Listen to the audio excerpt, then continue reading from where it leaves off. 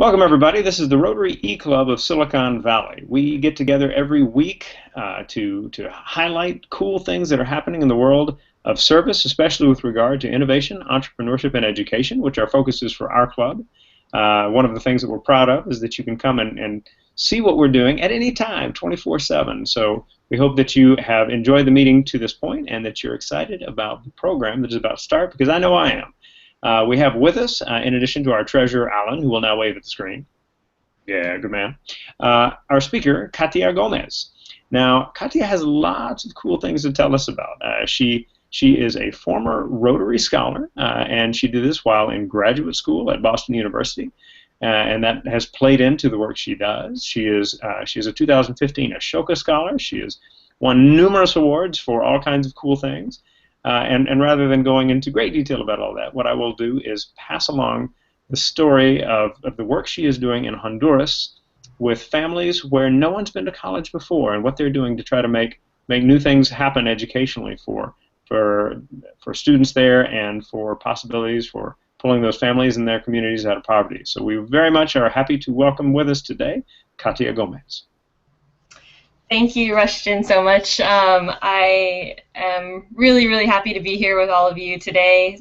Rotary Club has been a part of the journey for quite a while of my organization since the very beginning, from being our first funder ever to helping me to actually learn to balance and juggle being the executive director of this organization and being a full-time grad student. So through that scholarship and through Rotary's help, we've actually been able to do some really great things in Honduras. So today I get to share with you what that looks like, what we've been up to for the past almost 5 years now, since just started this after college. So what I would like to do is share a presentation with you. This is really the evolution of the organization, and I know it's somewhat taboo to talk, some nonprofits feel it's taboo to talk about the pitfalls or the sort of the weaknesses or the failures of what happens, and are used to only talking about the successes. But I think it's very important for nonprofits to really also talk about what went wrong and how we can improve ourselves, especially in international development. So our organization, as Rushton mentioned, we work in the most rural, isolated areas of Honduras. We pride ourselves in really looking for those places that even the government hasn't invested in and doesn't really plan to, because these are areas that are so far removed from, I guess you would call it civilization, but so far removed from any type of aid or investments that they often get left off of the mark there, off of the plans. So my story really starts off with one girl. So the first time I ever went to Honduras, I met a girl named Jenny, and I was there with some fellow college students on a volunteer trip, and we were there doing manual labor, getting our hands dirty, digging ditches, mixing cement, and there was a girl who lived in the home next to us, and she didn't say much. She was very shy, quiet, but you can tell she was interested. You know, what are these American volunteers doing in our town? And so what happened was I just became very intrigued by her, and just and I can't tell you exactly what it was, but when I came back to California, I asked myself, or I was asking the volunteer team as well, is there any way I can help Jenny get through school? You know, I don't know what her situation is, but is there any way I can help at all? You know, what's her education like? And so what I found out was that Jenny had actually been pulled out of school. So she was around 12 years old and living with her grandmother because her parents had been killed a number of years ago. So she was really on her own. And her grandmother needed her to work at home. So for that reason, she wasn't able to continue her education. So that had me thinking a lot. So I gave about $50 to get her back into school, so they were able to buy her a uniform, a backpack, and you can see in this picture, this is the one that they sent me afterwards of her back in class. And for me to see that photo, this photo here, and to know that it took a simple gesture a simple act of just not forgetting the people that you met, to be able to give her a little support that can help her in the future. So my next question was really, Jenny is one girl that I met on a 1-week trip, but there has to be more Jennies out there. I highly doubt that her story is so, singular, unique, that nobody else is going through what she's going through. So I started to think, okay, is there any possible way, I'm just a kid fresh out of college, but is there any way that I can reach more of these girls? And another reason that really led me to start this mission was, on these volunteer trips, nobody was talking about education. So it really was the elephant in the room.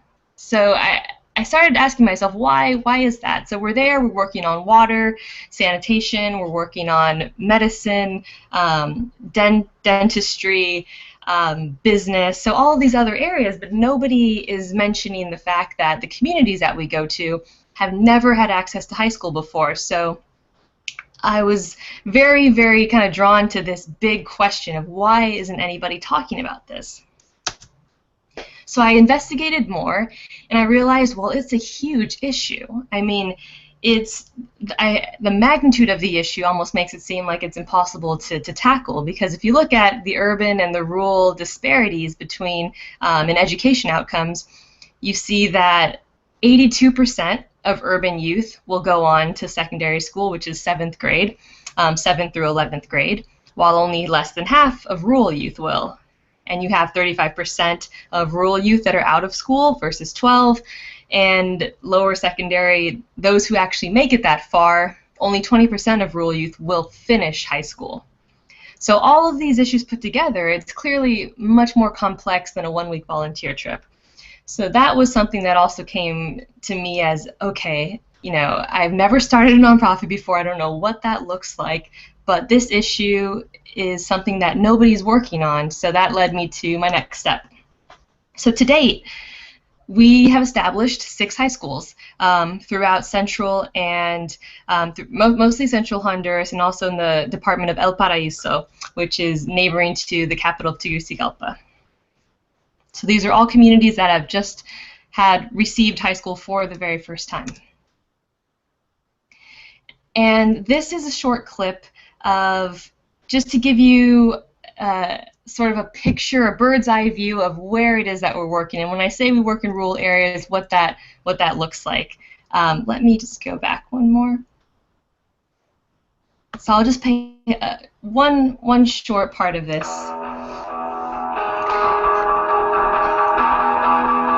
So these communities, on average, it takes about 4 to 5 hours walking to reach the nearest high school. So you can imagine that that's really why so many youth have never gone on to high school, is that the walking distance is incredible. For one, the lack of transportation, the cost of transportation to reach the nearest high school. If you can see just through this video clip, that is the main school that you're seeing now, with the kids running into it. And if you look around you, there's nothing else there. I mean, for miles and miles, this one school is the only fixture in this entire region. So the nearest high school, that wasn't a dream at the point when we first started working in this community. It was just it was not a possibility whatsoever. And this is the usual landscape and geography of most of the schools that we actually, or the communities that we actually work in, resemble this type of isolation.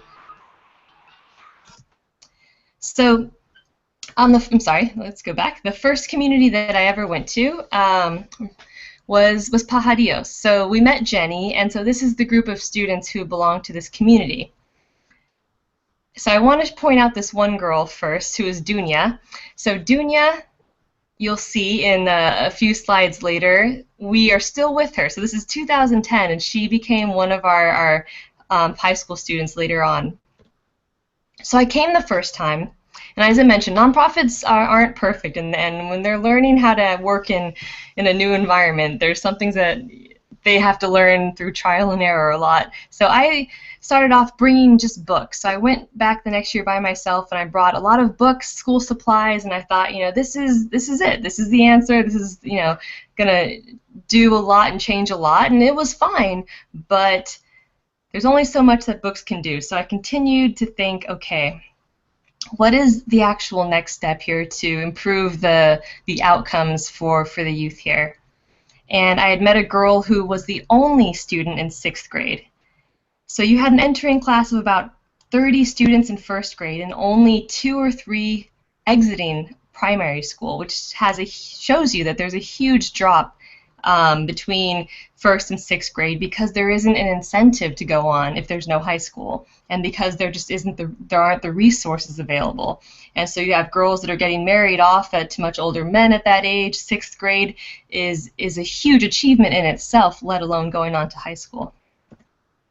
So we started the bake sales. That's what you do when you're not sure where to start. Making a couple dollars here and there. This was all to fund our very first high school. And we did this every Sunday. Really talk about grassroots. That's kind of where we were at that point. But every little bit added up, and we were able to start that first high school in this community of Pajarios that you saw in the video. And then Rotary stepped in and really, really gave us the boost that we needed. The San Leandro Rotary Club helped us with our first major grant, and we were able to actually construct additional classrooms to accommodate the incoming high school students for that community. So you can see here that is the finished product once we were able to finish the construction with Rotary. So we had our books, we had our supplies, we completed our infrastructure projects, so we are continuing to evolve, but we weren't quite there yet. So this is the first high school class. And as you can see, so those arrows are showing you the ages of the students. So these were all 7th grade students, but we had 26-year-old 7th graders and 24-year-old 7th graders who had just been waiting that long for a chance to go to high school. And here is a picture of one of our first graduating classes. So something that we learned, eventually was that it's not just about the donations and it's not just about the infrastructure. It's much more about how do we invest in the human capital of these students who have never been given a chance to show their leadership potential, who have never been invested in, and have really been left to the side as far as any kind of intervention, any kind of education improvement. So we have a special scholarship sponsorship program that's trying to change the way that nonprofits operate in the education space. So we give a symbolic loan in return for students actually going into their communities and changing things and coming up with solutions to problems that they have. So here are 3 just examples out of many. So students have been mentoring and tutoring primary school students as well. So those who are falling behind, our students go in the classroom, spend the extra time with them.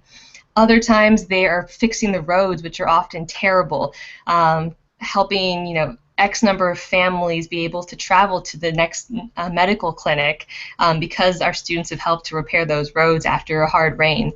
Also helping to lead these dengue campaigns, helping to clean up water so that Zika, especially right now, dengue are not so prevalent. So this is all student-led and student outcomes from their own initiatives.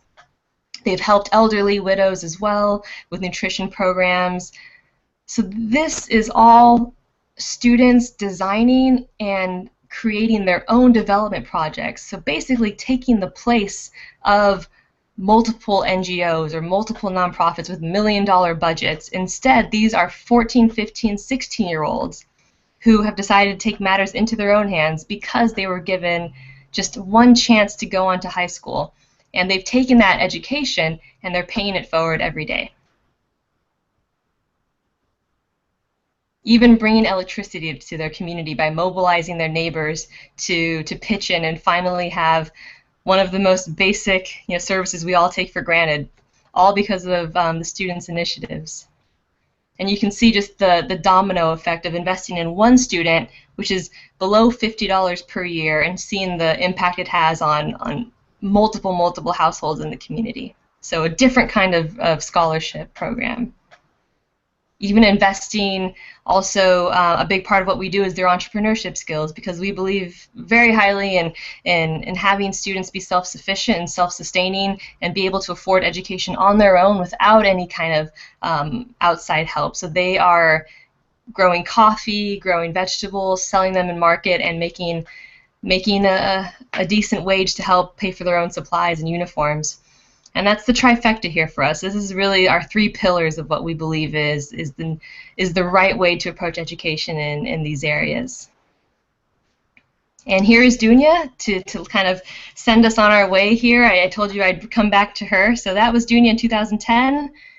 And this photo here is very symbolic because, yes, this is 4 years later, and Dunya is in our high school program, but this photo reflects that she is actually the one taking the surveys down. So she's doing what I would have done fresh out of college as a educated college undergrad student from the U.S., taking down all these survey results, but instead it's her not being a bystander and just watching it happen, but her actually in the lead, in the driver's seat, leading her own community projects.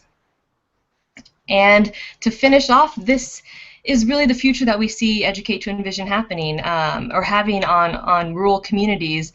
Is these girls very well could have been pregnant by now, having the same cycle of poverty affecting them, where they would just be behind the closed doors, cleaning, taking care of children. But instead, this photo reflects what we really believe in, is that every student has that potential to be something great. And so if you create that open door for them, they're going to go and they're going to run with it, and they're going to change their communities on their own, of their own initiative.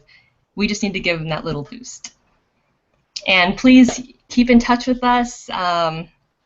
Let us know if you'd like to know more. Follow the journey of our students as they continue to do these amazing community projects as well. Very, very cool. That is it for me. Yeah, thank you. All right. Well, Katia, one of the ways you started the talk is looking at the idea of, are you comfortable talking about what went wrong, right? And one of the things we talk about a lot in the ed tech world is, fail. What that means is first attempt in learning, or and the whole sense of people who are willing to kind of look at what they're doing and say, okay, well, this can be improved. We need to figure out how to do this one better. What do you think over here? I mean, they tend to come up with really good programs, and it's clear you have. So wonderful work being done. Now, question for you. Yes. When one of the early things you said was, who will tell their stories? So you talk about the girls in these programs, the kids in these schools. Is there a way that you are having them gather their own stories in order to share? Because I think one of the things that tends to get anybody from, okay, that's some thing that's going on over there, to, wait a minute, tell me what's going on again, is the personal story. You talked about Jenny and how how this kid is with her grandmother and all that kind of thing, and that story sticks in the head. And rather than just depending on when you or part of your team will be there trying to gather those stories, is that within your system to gather the stories? Sure. So that's actually that brings into question almost technology, right? So our students work and they live in these isolated areas where cell phone reception can only be reached often through climbing a tree or standing on one certain hill in the community that everybody knows will have signal. So our goal, though, is to be able to have them relay these stories on their own, whether it's through sharing through a blog that they have or recording videos of themselves. So we're working right now on establishing that internet connectivity that would enable them to actually reproduce their own stories, so it's not always told through secondhand accounts, but actually through their own words. But what we've been able to do, at least in Honduras, is have the students actually go to neighboring communities and talk about the projects that they've done. So they actually go and they speak to other young people about, this is what we're doing for dengue prevention, this is how you can do it. Or they'll go and they'll present to the government and they'll say, hey guys, not really to put pressure on you that you're not doing too much, but we want to tell you what we've been up to. So at least at the local level, they have been able to get out there and share their stories. So now it's, to take it to the next step as far as globally sharing it, with audiences here in the U.S., for example. That's really something that that's our next goal, is that internet connectivity to allow them to do that. Very cool. One of the projects of our club is that we work with a nonprofit that I run, and we have this project where we challenge high schoolers and middle schoolers and elementary schoolers even to get to know charities in their community, to research them, to interview volunteers, to kind of learn their stories, and then put it together in a short video that charity can then use to gather new support and new volunteers.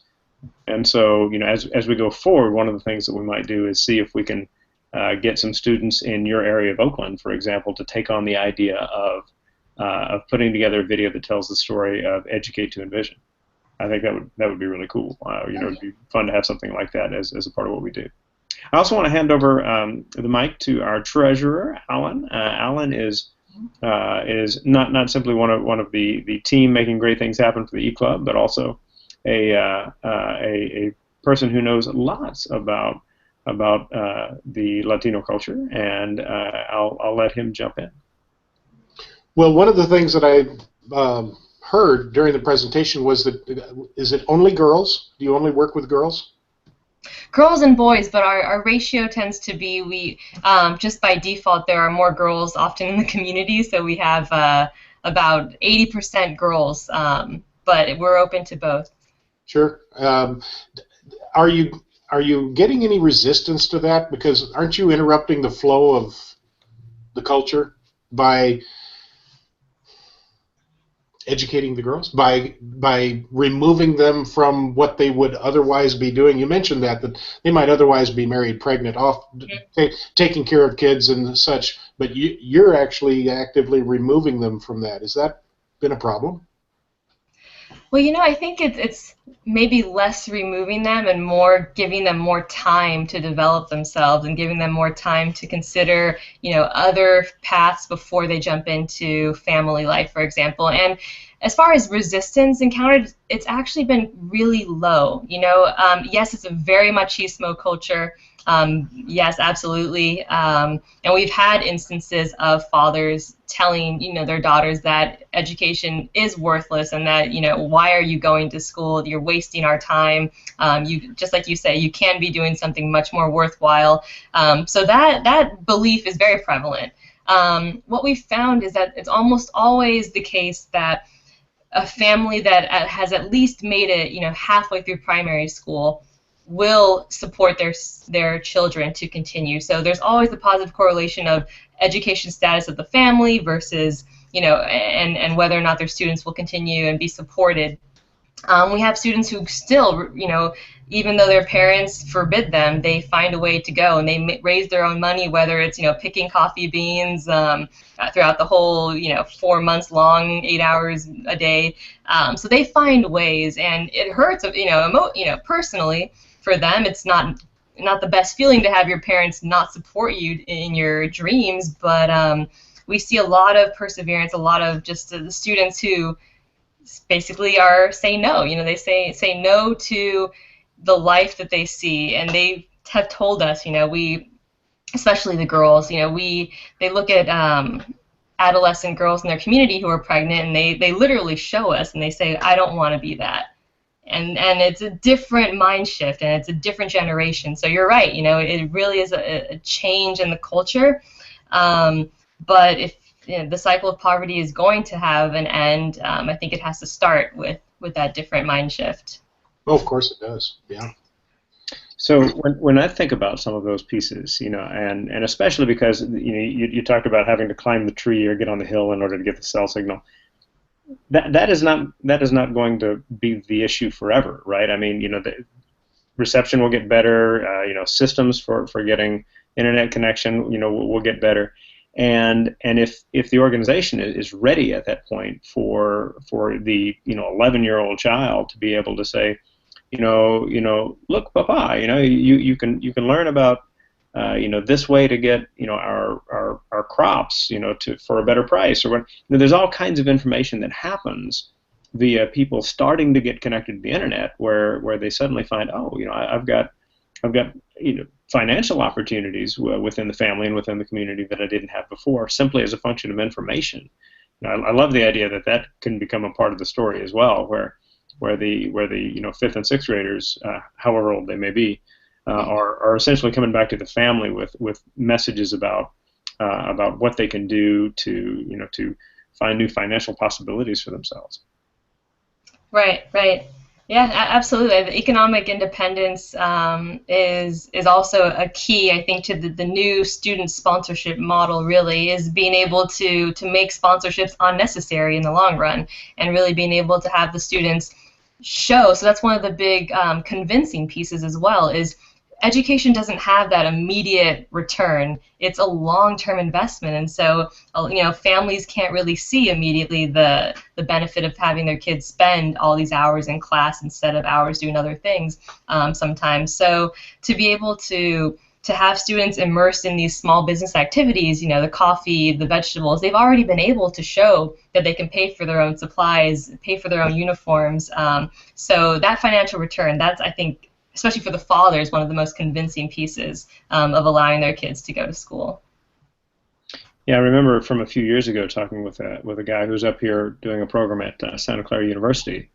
I think it was he runs the Fundación Paraguaya, and they do a program where the idea is to develop educational programs for agriculture and making sure that people understand kind of the basics of how to make sure that you're taking skills you've had for within the family, right, for centuries, but you're learning to actually make money off of them. So how do you do the math properly? How do you figure the margins properly? How do you plan for this and that? How do you understand the science that goes into these pieces? So it's not a total separation from their experiences in the past. It's much more of a how do we just lift people out of poverty? Right, right. I think it's so important too. So in Honduras, it's not very common for different sectors to collaborate. So the nonprofit sector really works in isolation. The government works in isolation. The private sector does somewhat of a CSR attempt, now and then, and they do that in isolation. So we're really trying to converge those three, because in Honduras especially, you need a team effort to really reach these areas. And so we've been able to have some success in that, work with local Honduran tech companies, work with some corporations like the Marriott, work with some banks in Honduras for financial literacy. And so I think that merger of these different sectors is something that can really yield some amazing results as far as access, like you're talking about, access to better information, to market trends, and to especially technology. So that's something that we're trying to really push more of as a nonprofit organization, help our peers in the nonprofit world, especially in Honduras, to be more open to that collaboration, because that's something that even companies are not used to in that country. So they're open to hearing about it. They just haven't been approached really to, hey, let's work on this project together. Instead, they're just approached for, just give us, X number of backpacks or something, but not that long-term, let's strategically work together. So looking forward to hopefully seeing that arise more. Cool. Maybe one more question before we wind things down. Was there a particular Rotarian you met along the way who encouraged you about the scholarship possibility or getting some support for getting things going, and that connection was especially important to you?